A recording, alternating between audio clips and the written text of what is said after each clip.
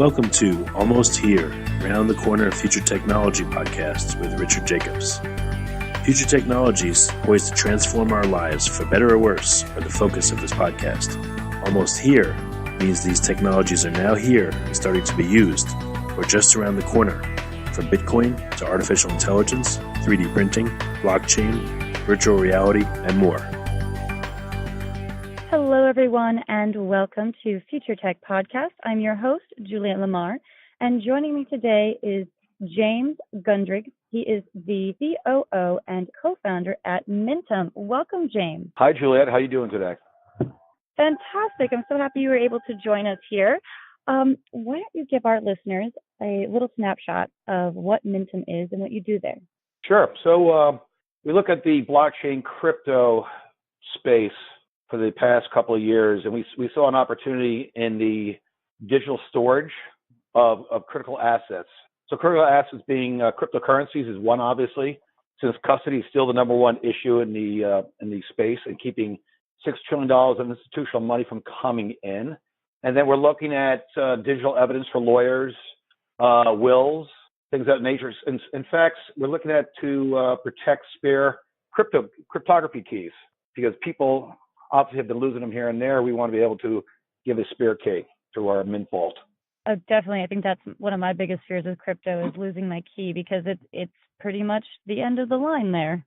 Yeah, and so we're predicated on 2 CIA.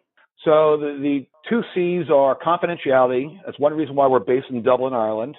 We're an Irish company, even though I'm based in New York City. We want to take advantage of the GDPR, which is the General Data Protection Rules on privacy. We find that very important for user privacy. We also look at continuity. So if you think of the California wildfires last October and what's going on now, where houses and structures get destroyed overnight, continuity is a very big deal. So it's not enough to have a backup external drive anymore. You actually need your documents stored physically outside your own zip code and states, preferably, or even country sometimes. Mm-hmm. And what the blockchain offers is integrity, which is the 2 CI. So the integrity is a very big deal. We're going to create a digital ledger inside each person's vaults. So every time they enter, they're going to be picked up on the blockchain, and every time they exit. So you know when you go in and out of your vault. You also will know when a hacker or intruder gets inside your vault, because you'll be notified every time you go into the vault. So if you're not in it, you'll say, it's not me. You'll contact Myntum, and Myntum will be able to remotely shut down all your safe digital boxes inside the vault. So what we're looking to do is decentralize people's information inside a central location in their vault. That's what we're doing. Wow. And you have a lot of some products, and give us some products that you've touched base on a few of them. Give us a little more of an in-depth snapshot. So the idea behind the Mint Vault is to take any digital asset, so a source code for a Bitcoin or whatever, we're able to splice that into 8, 10, or 12 pieces of information, and then store it into 8, 10, or 12 pieces inside a safe digital boxes within your vault. So that allows, if a hacker ever got into the vault, and then were able to break into the second layer, one of these safe digital boxes, they'd only get 1/8, 10th, or 1/12 of a piece of information. So the idea is to prevent hackers from getting away with anything, is to frustrate them, discourage them. That's what we're looking to do. I would love to frustrate the hackers and the fraudsters. They'd give me much pleasure. Yes. So one of the biggest opportunities for us is we're creating a hot vault, HOT vault. And what the idea is to keep your information online, not off chain, like you had with cold storage, to protect it very securely. If someone did get away with the information, it would be fully encrypted, and they wouldn't be able to break that code. So they wouldn't be able to get away with much. So if you look at the exchanges, so this year you had $1.2 billion stolen so far in the first 6 months of this year from exchanges that were hacked. That is 3 times more than all of last year.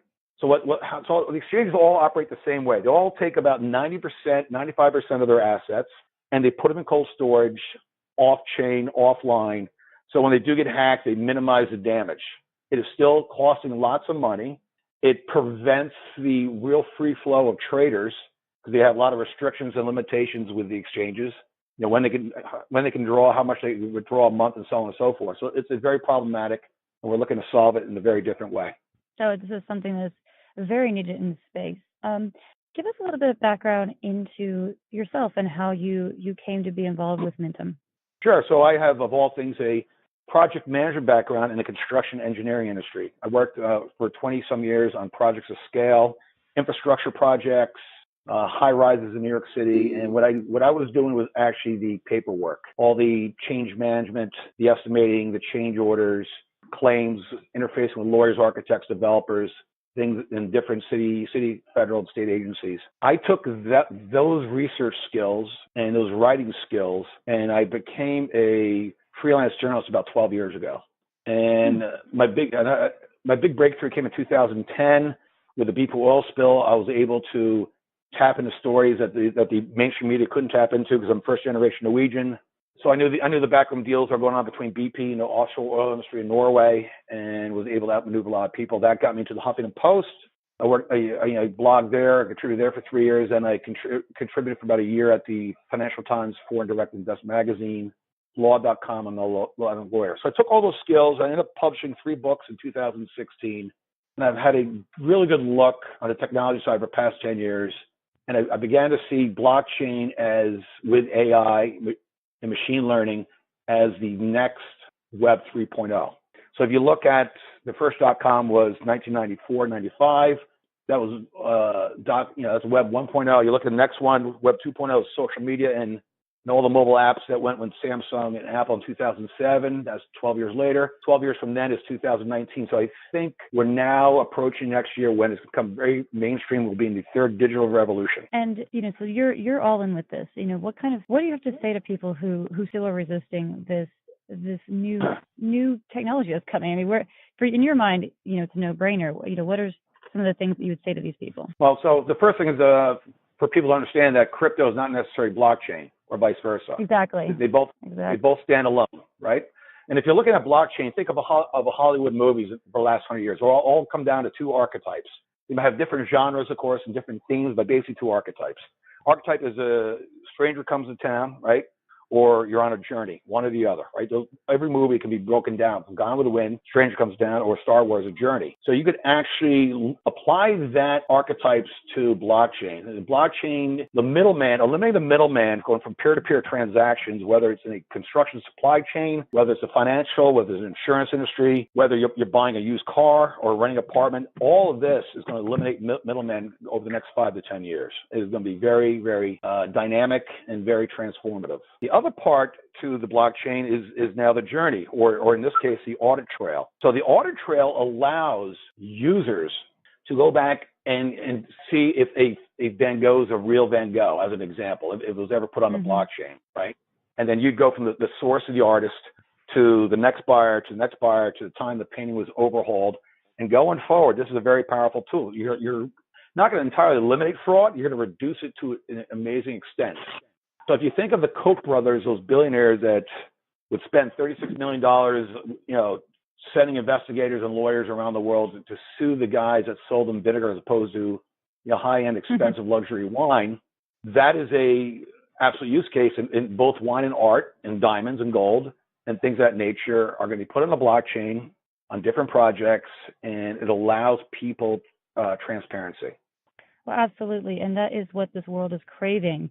And has been for quite some time because of everything that keeps happening and the fraud that is occurring, and behind the doors that we can't quite grasp. But this is going to help people really be more in control. Absolutely, which is removing control from governments, and corporations, and this is just what decentralization is all about. So is it a threat to the old model? Sure it is. But governments and corporations still be in business, so that they're just going to have to adopt with the blockchain and find out their own use cases. Exactly. Hey, this is Kevin Barry. I'm James's partner. I joined a little bit late. The call went late. I'm just listening. Oh, hi. How are you? Thank you so much for joining us. We were just talking about, moving forward. Yeah, Kevin's the CEO. Go ahead, Kevin, introduce yourself. Hi. Well, first, I just want to chime in on something that you just said that is an enormous use case for good. I'm a UN rep for a Ukrainian NGO in New York, and Ukraine is pioneering moving all of the country's land records onto blockchain for the type of transparency that you were just talking about. Because if you're living in a regime like that over the last 100 years, the deeds of farms and buildings have changed over depending on what happens with the political environment, right? That the communists are here, somebody owns the farm. The communists leave, somebody else owns the farm. The Orange Revolution comes, somebody else owns the farm, right?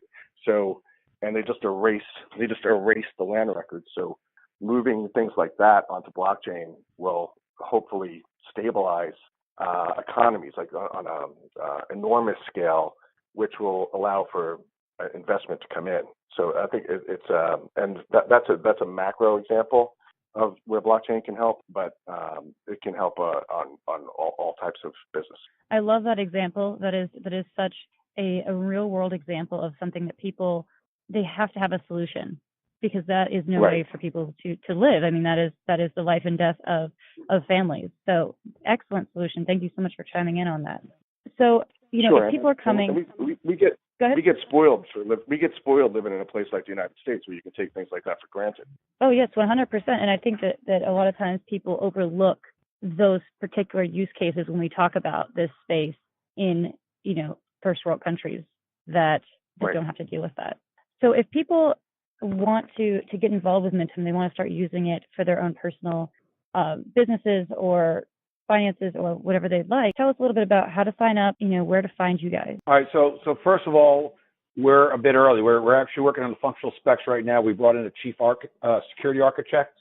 So we're developing a functional specs. We're doing it kind of the old-fashioned way, as opposed to all this agile development. We're coding every day and coming out with something. We actually are not going to be sharing our code on GitHub, as an example. I mean, since we're a security company, this is one of the things we're not doing. We're launching a ICO or token generating event this fall, and then we're coming out with our first prototype next March or so, is the game plan.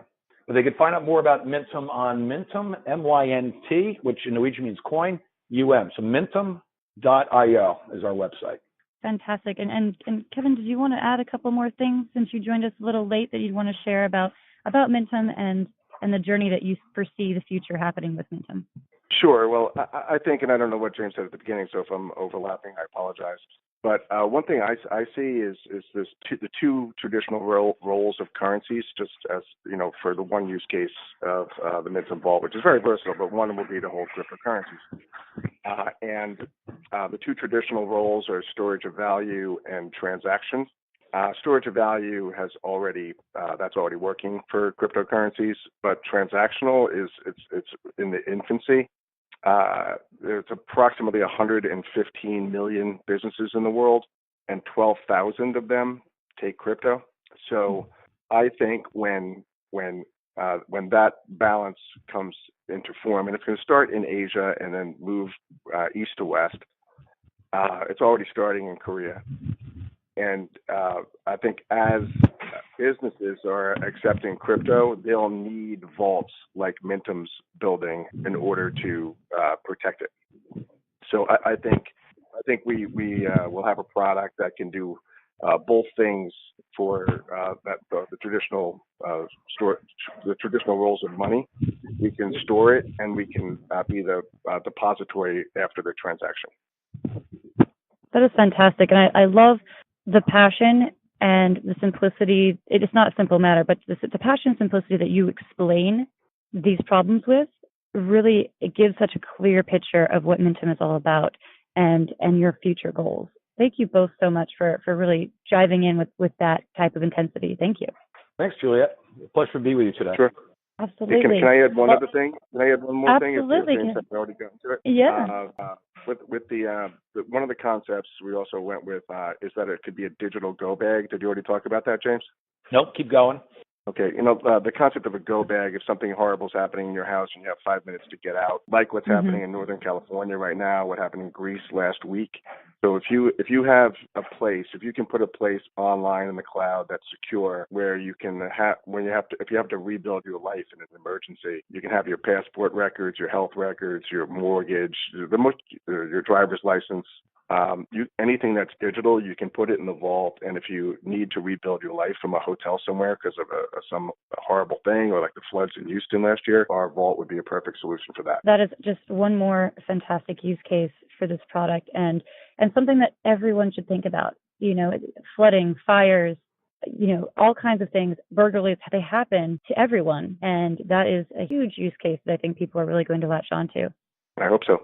Well, thank you both so much for your time and for joining us. And again, your website is myntum.io. And I think our listeners are going to find a lot of knowledge there and hopefully be able to really incorporate this into their daily lives. Great. Thank you very much. Julia. That was James and Kevin. They are both founders and CEO of Myntum. Check them out, www.myntum.io. Thank you all so much for joining us today. This has been Juliette Lamar at Future Tech Podcast.